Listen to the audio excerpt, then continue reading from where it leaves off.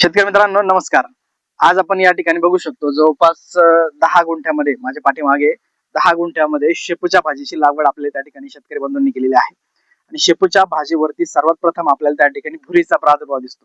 पर्यायीने आपल्या जी काही शेपूची भाजी आहे ती आपल्याला पिवळेपणा त्या ठिकाणी आलेला दिसत असतो.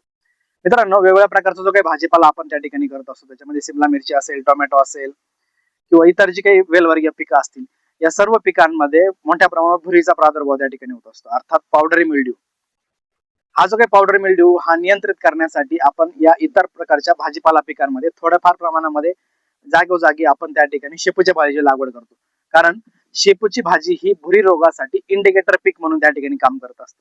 इंडिकेटर पीक म्हणजे सर्वात आधी आपल्याला शेपूच्या भाजीवरती त्या ठिकाणी भुरीचा प्रादुर्भाव त्या ठिकाणी दिसत असतो आणि म्हणूनच आपल्याला आपल्या मुख्य पिकांवरती नियंत्रण करण्यासाठी त्या ठिकाणी सोपं जातं.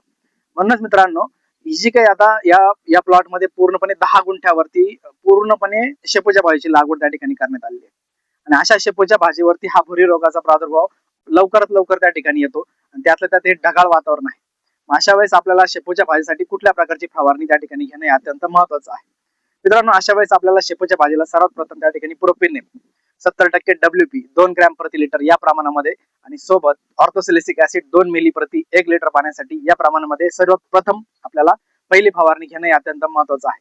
सोबतच मित्रांनो या व्यतिरिक्त जर प्रादुर्भाव आपला त्या ठिकाणी जर जास्त असेल तर त्या ठिकाणी आपण सल्फर 80% 1 ग्रॅम प्रति लिटर या प्रमाणामध्ये त्या ठिकाणी फवारणी घेऊ शकतो. त्याऐवजी जर आपल्याला दुसरी कुठली फवारणी जर त्या ठिकाणी घ्यायची जर असेल तर मायक्लोब्युटानिल 10% WP मधलं 1 ग्रॅम प्रति 1 लिटर पाण्यासाठी या प्रमाणामध्ये सुद्धा आपण बुरशीनाशक म्हणून आपल्या शेपूच्या भाजीमध्ये भुरी रोगावरती नियंत्रण मिळवण्यासाठी त्या ठिकाणी नक्कीच ही फवारणी आपण त्या ठिकाणी घेऊ शकतो. धन्यवाद.